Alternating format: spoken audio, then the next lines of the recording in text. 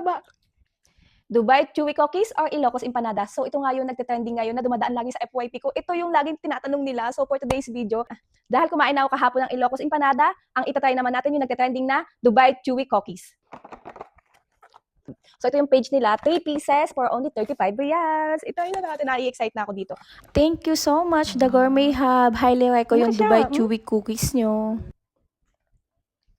Hindi nakakaumay yung tamis niya, tapos sobrang chewy niya talaga. Lasang-lasa mo yung kataypi with pistachios filling and then overloaded yung laman niya. For your order, ito yung WhatsApp number nila.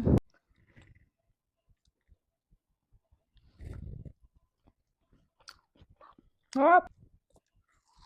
Naka-addict siya.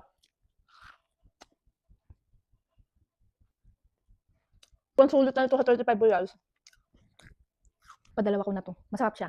Naka-addict siya.